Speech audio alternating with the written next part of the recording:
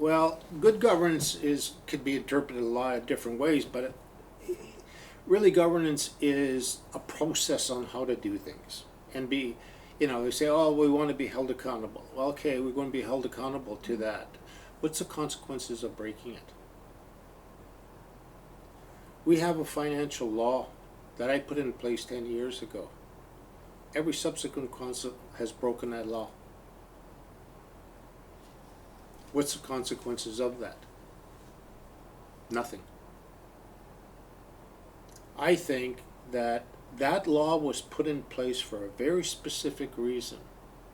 And the specific reason was to be able to get better financial considerations on borrowing power.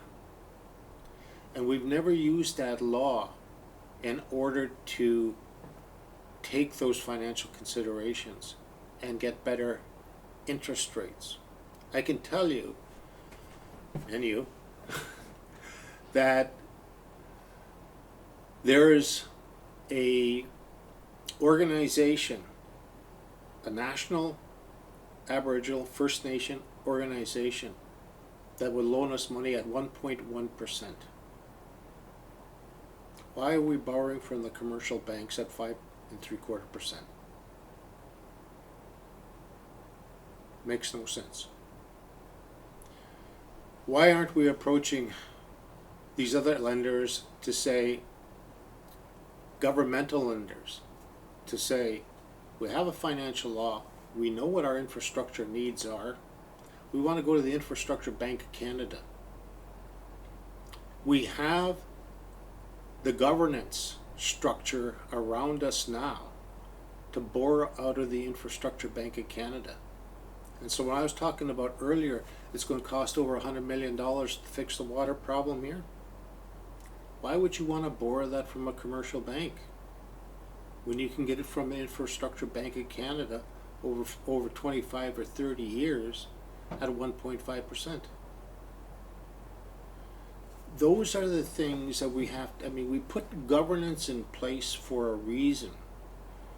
It's not only to make a timely and to be used as an evaluator on how you proceed with things, and it's done within a process that's understandable and it's open and it's accountable. But it's also to be used when we're developing infrastructural institutes in Canada for First Nation people. And there's a new one that I was a party to that helped write the legislation on. And it was just passed within the last month on Bill C-45, which included the First Nation Statistical and Land Management Act that was put together 25 years ago by a number of us. There's a new institution within that. It's called the First Nation Infrastructure Institution. And it's going to be specifically available for First Nations that can qualify and opt in to that Infrastructure Institute to get the services required to improve their community infrastructure. And so I intend to put forward then a band council resolution that would ask to be opting into that institute so that we can bring the kind of services into the First Nation that's going to be an advisory services to help us improve on our infrastructure today. And we'll be going after the First Nation Finance Authority in order to loan us money at the 1.5% rate. And we will have to pledge money in return because we're going to have to pay some back. But when I said earlier that there's no more free lunch, I mean it. The government is not paying 100%. The government will pay maybe 70%. We've got to come up with the other 30%. And at this point in time, without a strategy or the financial capability on a $100 million infrastructure program, where are we going to come up with $30 million? Over 30 years? That's a whole different problem. That's coming up with about $1.25 million a year.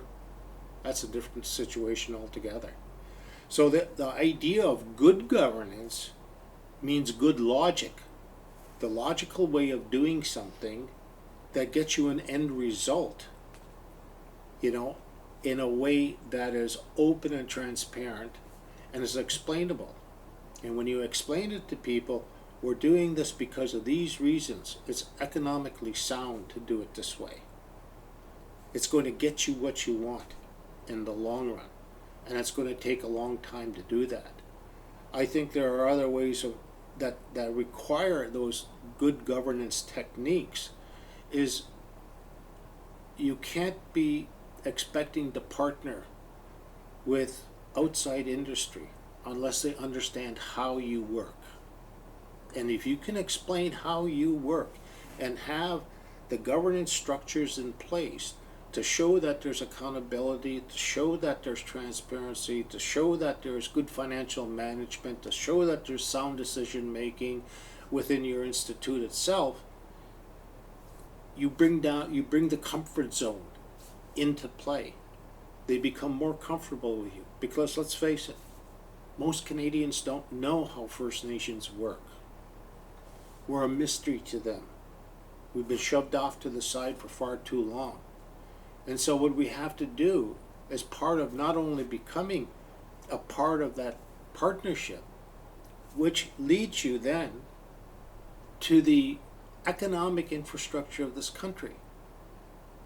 You can't just keep saying, give me this, I need this, I need this. You're a beggar in your own homeland.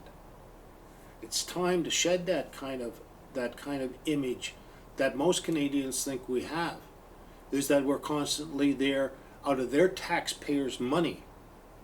And that's what they'll tell you. That's our taxpayers' money. Well, guess what? We paid our taxes well in advance. We're simply here to collect.